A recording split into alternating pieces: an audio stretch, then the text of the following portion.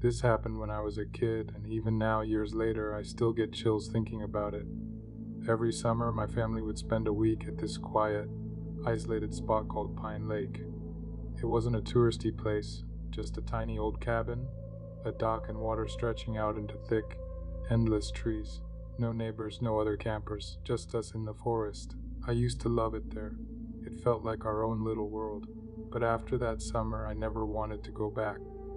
You see, one morning, my sisters and I decided to float out on the lake in some old inner tubes.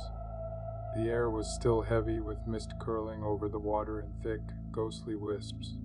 From the dock, you could barely see the opposite shore, just the dark outline of the trees pressing against the fog. They had been out for almost an hour when suddenly they came running back.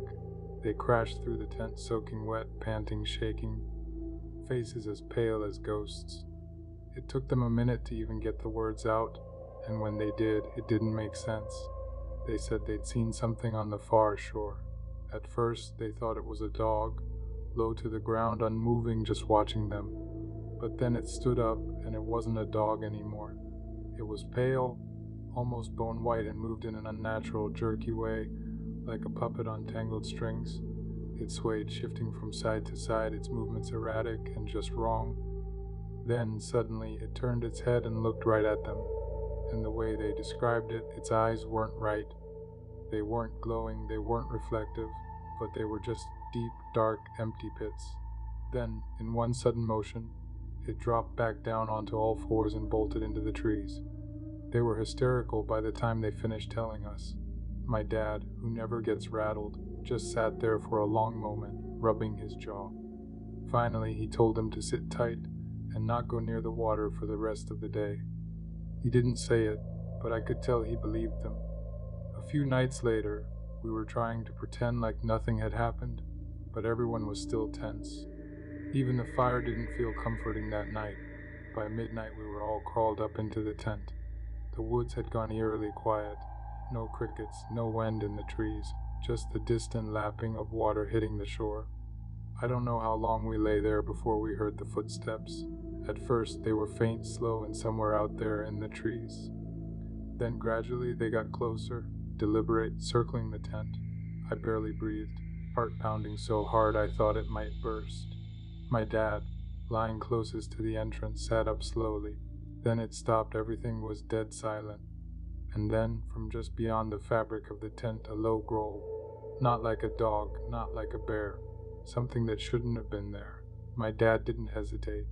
He grabbed his half-empty bottle and flung it at the trees. For a second, nothing, just the sound of it shattering against the ground. And then, something threw a piece of it back.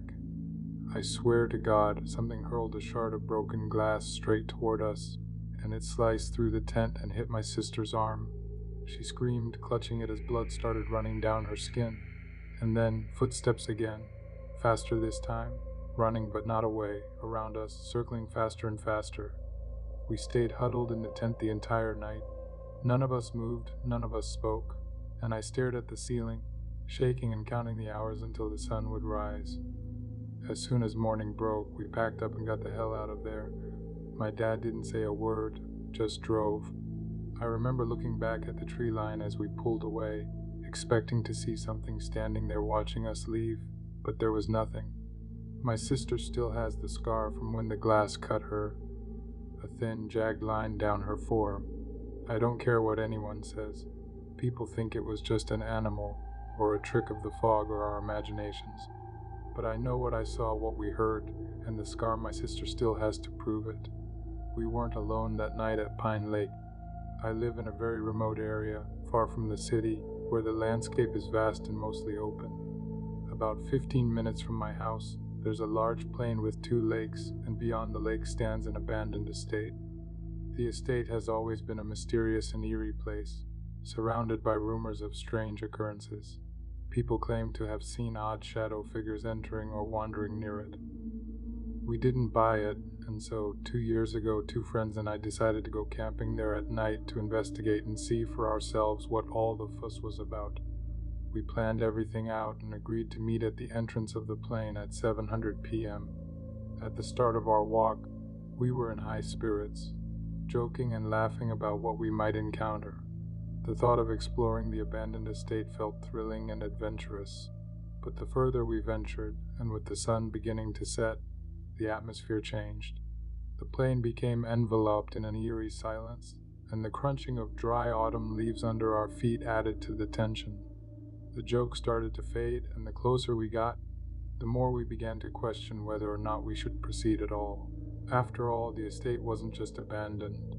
It was in ruins, burnt, with strange symbols spray painted all over the place, standing desolate in the middle of nowhere. By the time we finally reached the area near the estate, night had fully descended, and everything around us seemed unnaturally still. That's when we saw something, or someone. At first, it appeared to be a person standing about 200 meters away. The figure was barely visible in the dim light, but there was something unnerving about it. The moment we spotted it, the figure moved in a way that defied explanation. It closed the distance between us far too quickly for any human. We were stunned, frozen for a moment, unsure of what was happening. Suddenly, one of my friends turned pale and started screaming to run. His voice was filled with raw terror, and his expression was something I will never forget. I turned to look behind us, and my blood ran cold. Standing there was a tall, humanoid figure, easily over 6'3", if not more. It wasn't just the size that terrified me, though. It was the fact that it had moved so quickly and silently. We hadn't heard any footsteps, no rustling of leaves, nothing to indicate it had been approaching us. And without thinking, we bolted. The three of us ran like our lives depended on it, and who knows, it may just have. My friends were ahead of me. One was athletic and sprinting with ease, but the other, who was shorter and a bit on the chubby side, struggled to keep up. As for me, I have a heart condition that makes running a bit of a challenge, and I felt like my legs were going to give out. My heavier friend and I exchanged terrified glances, both of us thinking the same thing: this is it, we're not going to make it. But something primal kicked in. The sheer fear of whatever was behind us gave us strength we didn't know we had. We pushed ourselves beyond our limits, fueled by the instinct to survive. What had taken us 30 minutes to walk on our way there took us less than half an hour to run back. We didn't dare look back, fearing what we might see. When we reached the lakes, we glanced back for just a moment and saw something that left us even more shaken. The figure had stopped near a small dam, and then, right before our eyes, it sort of contorted, changing from a tall, humanoid form into something that ran on four legs. The creature sprinted away into the darkness, leaving us in utter disbelief and a palpable fear among all of us. By the time we reached the housing area, we were screaming and crying and out of breath. The security guard approached us, alarmed by our condition. He saw how pale and shaken we were and inquired as to what happened, but we could barely form a coherent sentence. He could tell something terrible had occurred. He escorted us to the nearest house, where we tried to calm down. But even now, we can't forget what happened that night. In the days that followed, we all felt an oppressive sense of unease, as if we were being watched. And to this day, the memory still sends a chill down my spine. Some mysteries, in my opinion, are best left unexplored. It was mid-October, and my friends and I, a group of 4, decided to go on a weekend camping trip in a fairly remote part of a northern forest. We planned it for weeks. Cool weather, colorful leaves, but no cell service. The idea was to hike about 10 miles in, camp by a lake, and hike back out the next day. It sounded simple enough, but things didn't go as planned. About less than an hour into the trail, we came across this man. He looked to be in his 30s, wearing old hiking boots and jeans, and was carrying a small backpack. He seemed friendly at first and asked if we were heading to the falls, a spot we'd heard about but hadn't planned to visit since it was off trail. When we said no, he told us he'd just been there. It's gorgeous, but the best way is the unmarked trail about a half-mile up. You can't miss it. Way better than the main route. We thanked him and kept walking, but something about him felt strange. He lingered, watching us even after we said goodbye. My friend Lisa muttered something about him giving off weird vibes, and we laughed it off, but her unease seemed to stick with her. When we reached the unmarked trail he mentioned, it was barely visible, a narrow dirt path winding into the trees, and against my gut feeling, we decided to follow it. We were excited to see the falls, and the man had seemed so sure it was worth it. At first it was fine, but the further we went, the rougher it got, steeper, rockier, and harder to navigate. After about 20 minutes, it struck me. The path didn't seem like it had been used recently. No footprints, no sign of people. That's when we came across a small cairn, a stack of rocks right in the middle of the path that looked freshly made. James joked that it looked like something straight out of a horror movie, but none of us laughed.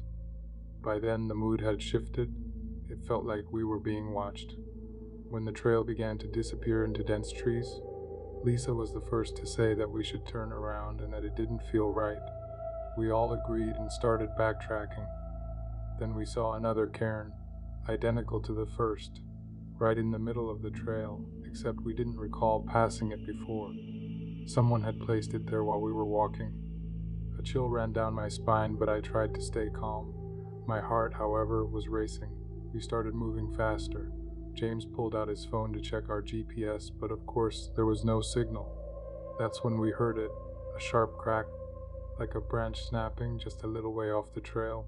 We froze and Lisa whispered, "It's probably an animal." That's when we saw him, the man from earlier, standing at the edge of the clearing, partially hidden behind a tree. But this time he wasn't smiling. James called out, trying to sound confident, "Hey man, we're just heading back to the main trail." The man didn't respond. He stood there silently watching us.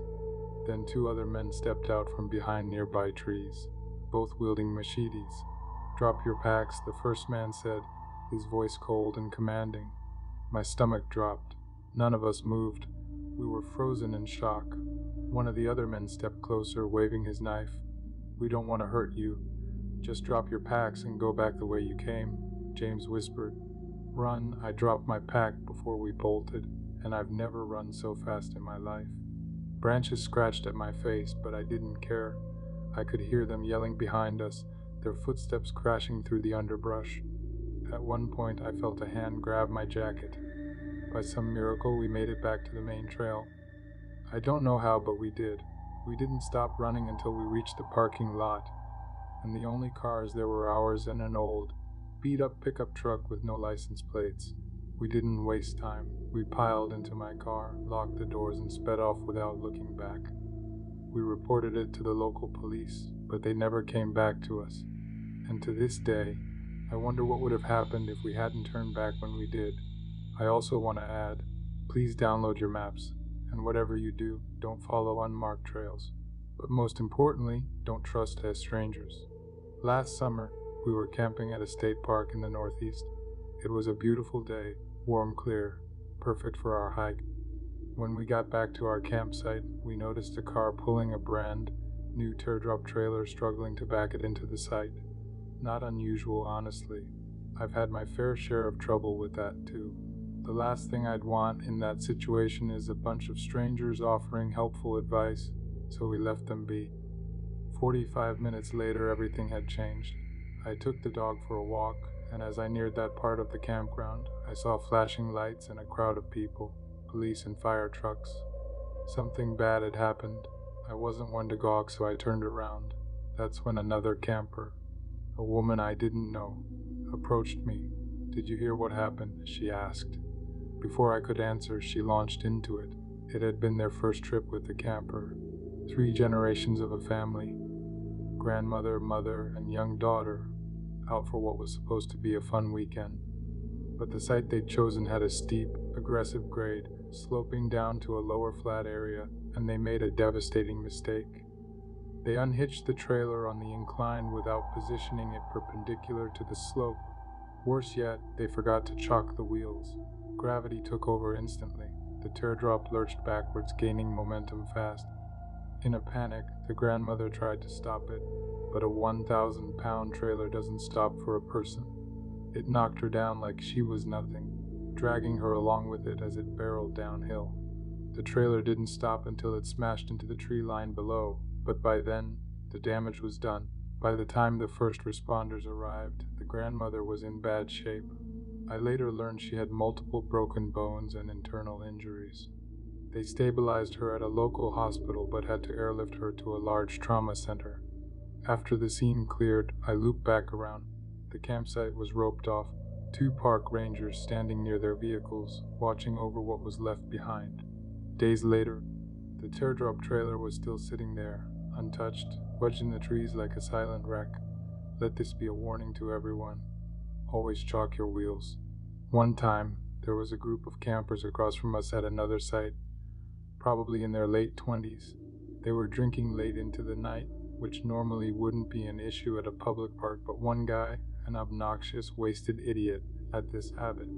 Every time he took a shot, he would let out this loud, guttural scream. Not a normal drunken yell, not a whoop of celebration. Something unhinged, a high-pitched, blood-curdling shriek that shattered the silence of the woods, and he wouldn't stop. By 2:30 a.m., the patience of the entire campground had worn thin. Finally, someone pulled up in a utility vehicle, probably a park ranger, and told him to shut it down. His friends, clearly exhausted by him at this point, were pleading with him, "Dude, stop drinking. No more shots. Man, for the love of God, stop screaming." It actually got quiet for a while, 10 to 15 minutes of blissful eerie silence. Then, from inside my tent, I saw headlights cut across the fabric and heard a car start up. I figured someone had finally dragged his drunk ass home before he ruined the entire weekend for everyone. And just as I was finally drifting off to sleep, I saw the flash, even with my eyes closed. A massive, blinding blue-white explosion, lighting up the entire inside of my tent like a bolt of lightning that had struck right on top of us. A fraction of a second later, the sound hit, a deep, earth-rattling boom. Did a bomb go off? My brain asked. Then I remembered the substation. There was a power substation just down the road, and someone, had just hit it. The entire campground fell into stunned, electrified silence. No more laughing, no more screaming. Just a long, breathless pause as people crawled out of their tents and campers, trying to process what had just happened. I'd like to say I felt bad for the guy, but honestly, that jackass had done his stupid scream at least 15 times after 100 a.m. Maybe the universe had just hit the mute button. I never did find out what happened to him. I don't even know where to start with this. But I'm going to tell you something that happened one night during a camping trip, and I still can't explain it. A few friends and I decided to go camping in the woods. You know how we love finding those remote spots where no one else is around. We're the outdoorsy kind. Well, we set up our tents, built a fire, and just chilled, sharing stories, laughing, and enjoying the peace and quiet. The plan was simple: relax, stargaze, and maybe spot some wildlife if we were lucky. Everything was going great. You could hear the crickets, the crackling fire, the wind rustling the leaves. It was that perfect camping vibe, until suddenly we all heard a scream. Really, it was the creepiest scream I've ever heard. It sounded like a woman, but there was something off about it, like it was distorted or unnatural. It wasn't a cougar, I'm sure. We all froze, just staring at each other. Nobody wanted to admit they were scared, but you could see it in everyone's eyes. And then came the footsteps. They were heavy, like from a large animal, but there was something weird about the way they sounded. It was like whatever it was had a limp or didn't walk quite right. One of my friends joked nervously that it was probably just a bear, but even he didn't sound convinced. We all gathered closer to the fire, trying to convince ourselves it was nothing, but I couldn't shake the feeling that something was watching us. I grabbed a flashlight and scanned the trees. At first I didn't see anything, just shadows and branches swaying in the wind. But then I saw it. It was a tail, long and thin with scraggly, dirty fur. I couldn't believe what I was looking at. I kept the flashlight steady, and that's when I saw more of it. Something was moving between the trees. I couldn't make out the whole shape, but I saw a leg, or something like a leg. It didn't look entirely animal-like, though. It was like a twisted version of a human leg, deformed and unnatural. We all went silent. The thing moved closer to the edge of the campsite, and that's when I realized it wasn't making any noise except for its breathing. Heavy, raspy breathing, almost like a low growl, but steady and slow. No one dared move. We just sat there staring into the dark, clutching whatever we had for protection. It felt like hours, but it was probably only a few minutes. The thing just paced back and forth at the edge of the light like it was searching for something. Finally, after what felt like hours, it left. Just like that. 1 second it was there and the next it wasn't. As soon as it was light enough to see, we packed up as fast as we could. Before leaving, I checked the ground where it had been pacing, and that's when I saw the tracks. There were claw marks, huge ones like from a large animal, but right next to them were prints that looked almost human. Almost. They were deformed, like someone had tried to shape a human foot but got it all wrong. Since that night, I can't get the scream out of my head. I've obsessively compared it to cougars and wildlife sounds, and it wasn't any of those. Even now, when I'm home alone at night, sometimes I think I hear it in the distance. I don't know what it was, and honestly, I don't want to know. All I know is that none of us slept that night, and every time I think about it, I still get chills. We had been camping deep in the woods of a northern lake area, 20 miles down a dirt road with no one else in sight. No rangers, no other campers, just endless trees in every direction. At first it was perfect. My wife and I, my brother-in-law, and our 3 nephews, ages 5, 6, and 8, spent the days hiking, fishing, playing games, and watching the stars. Our dogs roamed freely, loving the open space. But everything changed on the second night. Around 6 p.m., the dogs, normally playful and adventurous, became uneasy. Their hackles raised, they paced the edge of our campsite, staring into the trees. Every so often, one of them would growl low in their throat. At first, we figured they'd caught the scent of a bear or mountain lion. This was deep wilderness, after all. We weren't worried. That night, the adults sat around the fire long after the kids had gone to bed. The air was still and heavy. I've been camping all my life, and I know the usual sounds of the forest at night. The rustling of small creatures, the distant hoot of an owl. That night, the woods were silent, and worse than that, I kept getting this feeling like we were being watched. It wasn't just paranoia. It was that deep primal sense that someone, somewhere was staring right at you. When we finally went to bed, I could barely sleep. Every time I drifted off, a noise, a faint crack of a branch, the shuffle of leaves would jolt me awake. I told myself it was just an animal, but it didn't feel like an animal. The next morning, we found 2 of our 5-gallon water jugs empty. Not tipped over, not spilled, just drained. The boys could have been messing with them, or maybe there was a slow leak, but my gut told me otherwise. By midday, the unease was thickening in the air. Even the boys, normally bouncing off the walls, were quieter. The dogs, on edge, sniffing frantically, running ahead on the trail as if searching for something unseen. That's when we decided that we were leaving the next morning. We weren't in full panic mode yet, we just figured something wasn't right. The forest felt different. Wrong. It wasn't until later that evening that we realized we'd waited too long. By the time we were packed, the sun was dipping below the trees. The boys begged for one last adventure before we left, a snipe hunt. We agreed. We had about an hour of daylight left. It was supposed to be a harmless joke. I trailed behind the group, occasionally tossing a rock into the bushes to make the boys think a snipe was nearby.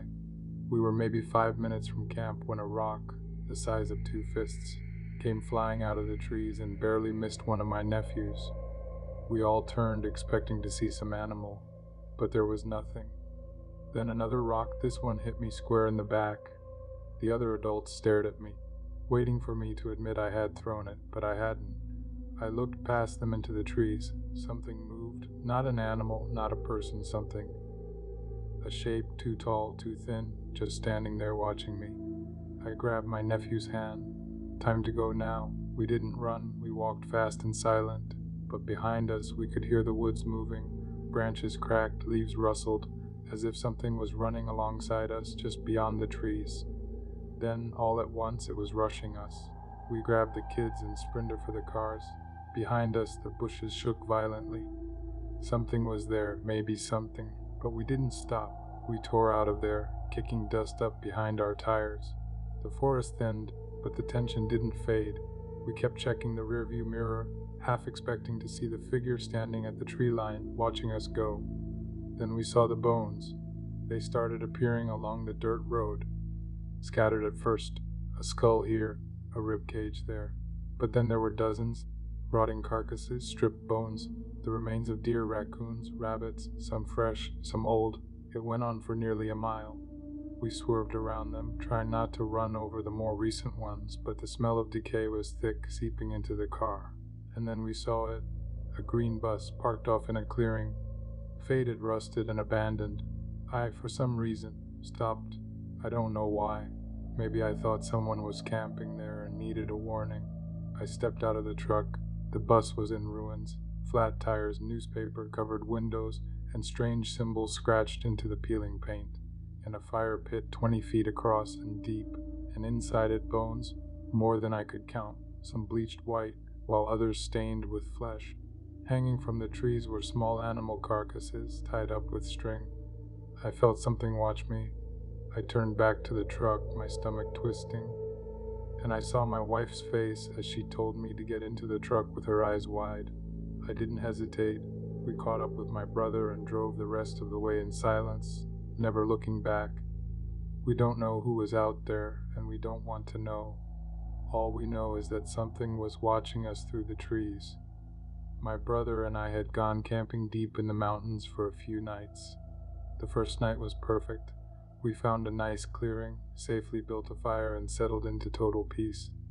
The second night was when things went wrong. As the sun dipped below the trees, we herded a bear. It was far off, moving through a clear, cut area in the distance. We could hear it breaking branches, heavy footsteps crunching through the underbrush. We weren't worried. We grew up knowing how to handle bears. Keep your food secured, make noise, and they'll usually leave you alone. Then, after dark, it got closer. At first, we just heard it moving at the tree line. Slow, deliberate steps, the kind that makes your skin crawl. We grabbed some rocks and shouted, trying to scare it off, but it didn't work. The footsteps continued, closer and heavier, then more of them, not one, not two, at least three. The sound surrounded us, crunching leaves, snapping twigs, closing in from all sides. We held our breath, gripping our flashlights, trying to spot movement. But the night was thick, too dark to see beyond the firelight. Then, from somewhere just beyond the trees, we heard it, a growl. Everyone thinks they know what bears sound like. They don't. This wasn't a growl. It was a deep, primal vibration that I felt in my ribs before I heard it in my ears. It wasn't just deep. It had this strange, eerie overtone, like a train whistle buried beneath something guttural and ancient, a sound I've never heard before or since. Then another growl to our left, then another one behind us. We moved fast. No discussion, no hesitation. We packed up like our lives depended on it. My hands were shaking so badly I nearly dropped my flashlight. The fire wasn't even fully out when we grabbed our packs and ran. What had taken us 2 days to hike up the mountain, we made in 3 hours. I kept looking back, expecting to see something, a shape, eyes, movement, but there was nothing, just the feeling that something was still there, watching, following. By the time we reached the base of the mountain, we were drenched in sweat, gasping for air and shaking. We stumbled into a nearby campground at 2 a.m., so dehydrated we had to steal water from a hose. We could have knocked on the door and asked for help, but we didn't, because even then we still felt hunted, like whatever was up there wasn't done with us yet. I don't know if it was bears. I don't know if it was something worse. I just know we were never supposed to make it out. Last year, my friends and I went trekking and camping in a rugged mountain range, a place that feels like something ripped straight out of an ancient legend. Towering peaks loomed in the distance, thick forests swallowed the light, and the air carried that scent of a land undisturbed. It was beautiful, but in that eerie, unsettling way that makes you feel like you're being watched. We set up camp near a water source, a seemingly perfect spot, aside from one thing. The ground was absolutely littered with animal droppings. It was everywhere, but in that region, that wasn't something unusual. Locals will send their livestock up to graze in the summer, so we didn't think much of it. We cooked, talked, and eventually drifted off into an uneasy sleep beneath the cold, star-strewn sky. Then morning came. I woke up to the distant sound of heavy hooves thudding against the earth. At first, it was rhythmic, almost calming, but then came the low, guttural bellows, deep, throaty sounds that sent a strange chill down my spine. By the time I unzipped my tent, I saw them. A massive herd of cows had surrounded our campsite, their dark, vacant eyes locked onto us, and among them he stood, a monstrous white bull, muscles coiled and rippling beneath his hide like something carved from stone. His breath came out in sharp, huffing bursts, his nostrils flaring as he stared at us, unblinking. At first he did nothing, just watched. But there was something wrong about the way he stood, too still, too focused. We tried to move around carefully, not wanting to spook him, but it was clear he didn't want us there. His ears pinned back, he stomped the ground once and twice, and without warning, he charged. He slammed into one of the tents, flattening it instantly. Metal poles snapped like twigs, the person inside barely managing to roll out in time, scrambling away as the bull turned and rammed it again, dragging the remains several feet before tossing it like it was weightless. We shouted, waved our arms, tried to scare him off, but he didn't flinch. He paced, snorting, eyes locked onto us with something that felt wrong. It wasn't random aggression, it was intent, a challenge. And then the waiting game began. For 4 agonizing hours we were trapped, barely moving as this beast stood his ground. If we so much as took a step in the wrong direction, his head would lower, muscles coiling like a spring, ready to launch into another assault. We couldn't fight him, couldn't outrun him, and we sure as hell couldn't scare him. Finally, as the sun crept higher, the herd began to drift away, and with them, the bull. But even as he left, he kept looking back, slowly and deliberately, as if daring us to follow. We packed up and left without a word. That night, huddled around a different campfire miles away, we joked about it, trying to shake off the fear. But none of us slept well, because in the silence of the mountains, when the wind shifted just right, I swear I could still hear its hooves in the distance. This happened to me during quarantine. I found myself watching videos of people doing nothing but camping outdoors, marveling at the landscapes of the forest from one end of the world to the other. So, as my birthday approached, I decided to leave the city and visit a nature reserve. I live in a southern city, and the city has several nature reserves you can visit, but due to quarantine, my options were limited. However, I had some connections to enter a restricted national reserve. I won't go into too much detail here because by connections, I mean I didn't enter through regular means. I was intrigued by what happened to me the last time I visited that place, and thought maybe I'd experienced something paranormal. That's how 3 friends and I decided to go camping in the reserve, to get a breath of fresh air. From the moment we arrived, I was a bit discouraged because it wouldn't stop raining. Even though we were prepared for rain, we hadn't considered how the fog mixed with the rain would limit our visibility, making it nearly impossible to enjoy the nature around us. Moreover, after walking the trail all morning, guided only by the path, the thought crossed my mind that we could easily get lost here, and I have to admit that the idea unsettled me slightly. But around 100 p.m. the sky cleared, and the reserve's lagoon appeared before our eyes, surrounded by its incredible landscapes. Anyone who's been there knows it's a beautiful yet mysterious place, with patches of fog moving across the land as if they had a life of their own. You can see rays of sunlight breaking through the clouds and a big variety of native plants. It was exactly the birthday gift I wanted. This is where things started to get strange. As I looked more closely at the landscape, I realized the path's ground wasn't muddy at all, as if the torrential storm we just walked through had never touched it.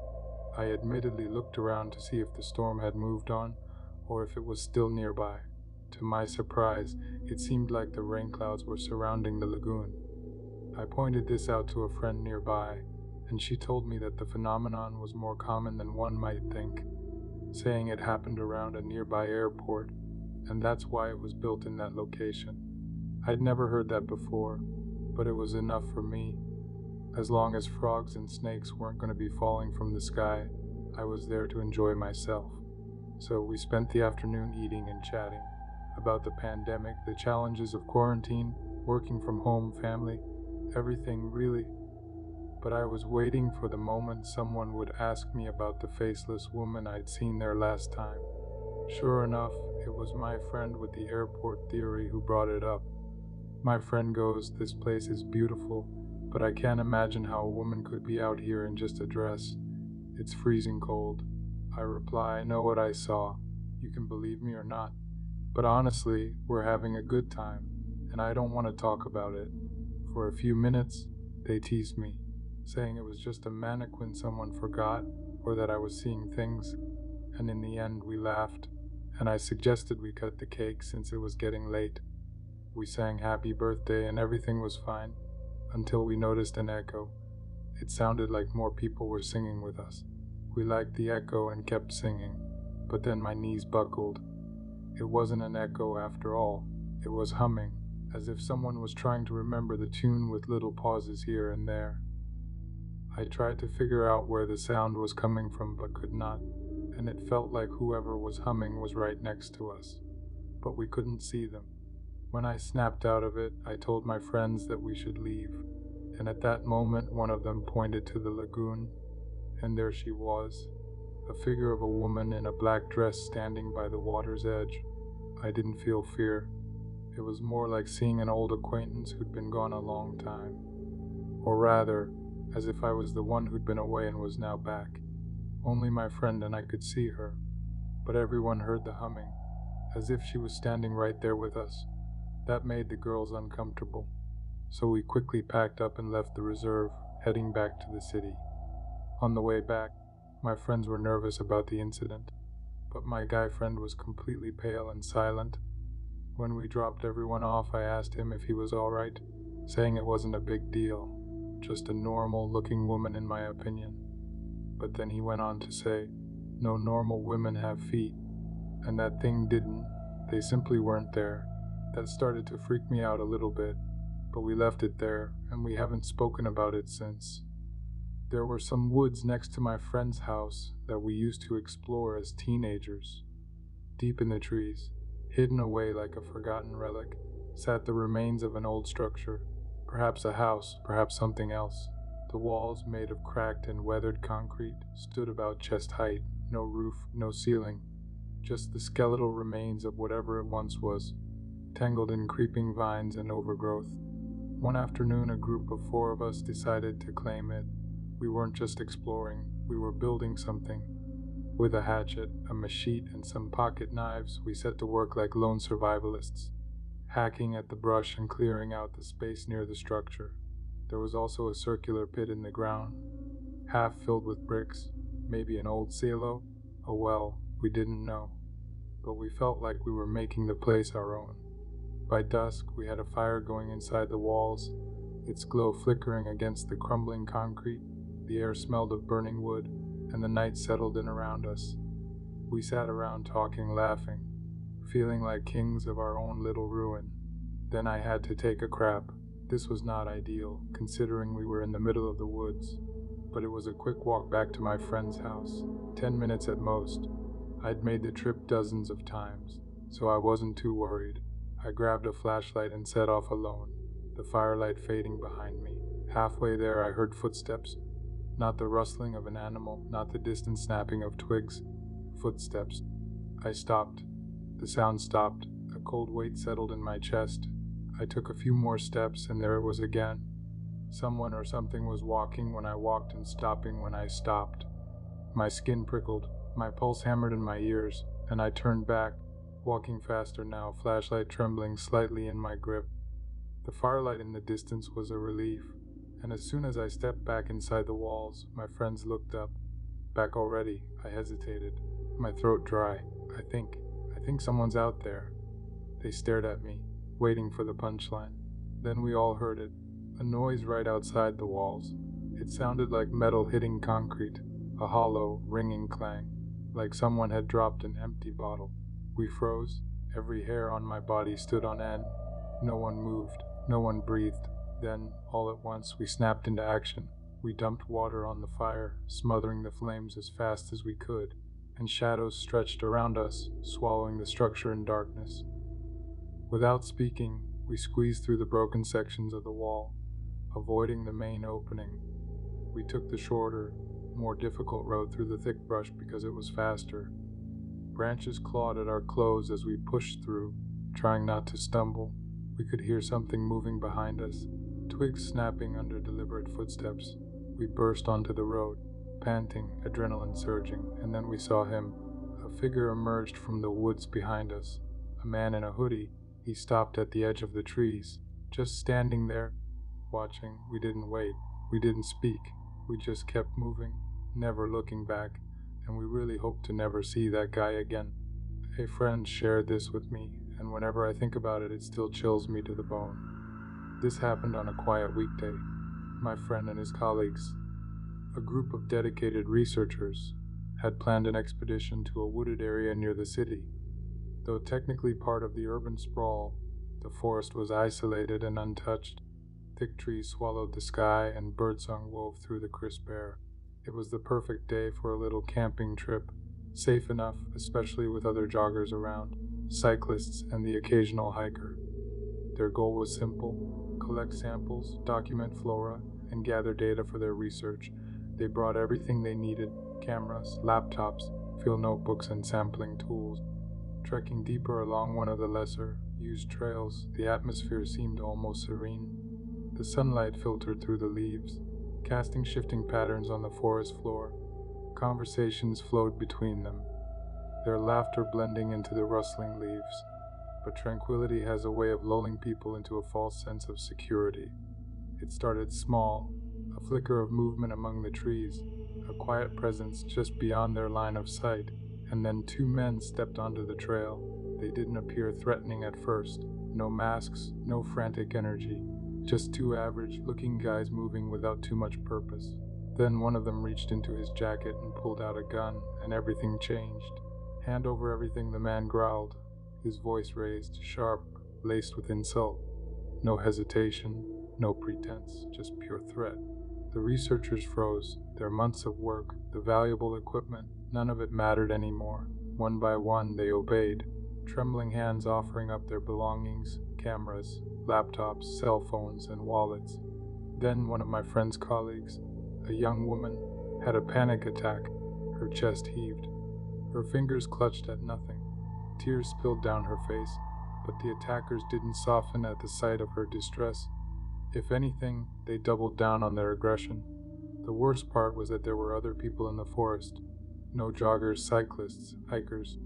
People who saw, who noticed, turned away.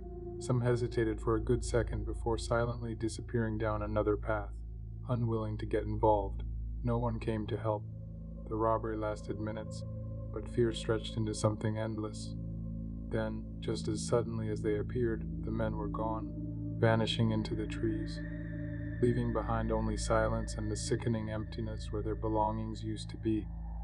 For a long moment, no one spoke. They just stood there, hollow-eyed, their breath coming in ragged gasps. The weight of what had just happened pressed down on them. They gathered what little they had left. Thankfully, the thieves hadn't taken the car keys. Their walk back to the parking lot felt surreal, like stepping through a dream that had suddenly turned into a nightmare. Back in the city, they went straight to the police. But even as they reported the crime, they knew the truth. Their stolen equipment was gone, and the chances of justice were slim to none. What lingered wasn't just the loss of their equipment. It was the feeling of being prey, of realizing how quickly safety can shatter. That forest, once a place of comfort and discovery, now carried a scar, an unsettling reminder that danger doesn't come with warning. It just starts out of the trees, and no one's there to stop it. In 2020, when the world felt like it had ground to a halt, my family and I were stuck at home in a southern state, looking for anything to break the monotony, and my parents suggested we camp out in the backyard for the night. Something different, something fun, and I was for it. Up until dinner, we were completely committed to sleeping outside, but at the last minute my sister backed out, saying she felt sick. My parents took that as a sign, and just like that, our little adventure was canceled. We went to bed around 11:00 p.m., all of us tucked safely inside, unaware that the decision to stay indoors had just saved our lives. The spot we had planned to set up our tents in was to the left of our house, near a strange part of our yard that lined up perfectly with a T section of the road.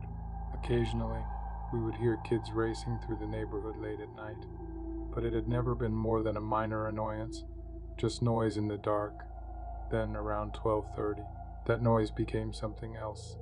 A sharp screech of tires tore through the silence, followed by the sickening sound of metal bending, wood snapping, and something heavy colliding with brutal force.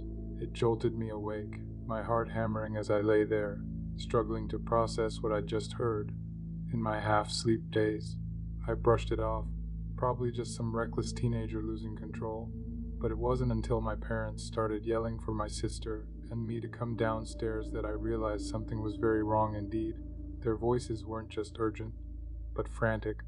I bolted down the stairs, my sister behind me, and when we reached the porch, I felt my stomach drop. Below us, a car had obliterated our fence, not just dented it, demolished it. The front half of the vehicle sat where we had planned to sleep just hours before. If we had gone through with camping, we would have been lying in our sleeping bags when it came barreling through. Then the driver turned on the car's interior light. For the first time, I saw him, thin, disheveled, dark-haired, looking to be in his mid-20s. There was something deeply off about the way he moved, his head lolling slightly before snapping up, as if he had just realized we were watching him. My parents were speaking in careful, measured voices, calling down to him from the porch, trying to get information without provoking him. My dad whispered for me and my sister to stay silent. We obeyed, but I could feel my sister shaking beside me. For a few moments, the man ignored them, staring straight ahead like he wasn't fully present. Then, without warning, his steps ignored us. His steps weren't even, but there was intent behind them, something raw and unpredictable. He was muttering, slurring words we couldn't understand. He got closer. His voice grew louder, more erratic. I remember gripping the porch railing, my pulse pounding, curling my ears. My mom whispered something in my ears. The car was tuning out for his fear numb the porch they tread. They hear that barely contained fear nose to as he reached the bottom of the porch six. Red and old flash doors reached fear and at the porch steps. Red and bullets flooded the yard. All of fest, the little eyes flinging open, two us, little us, little us, and the little us, or swinging open, the paws over, flutter, lights, and around, some of the other lights were over, left floors over, fastened, one of the lights, two officer, and the three and voice, and there was ended up their system, and I was ignited, and sound, and it's not even one of the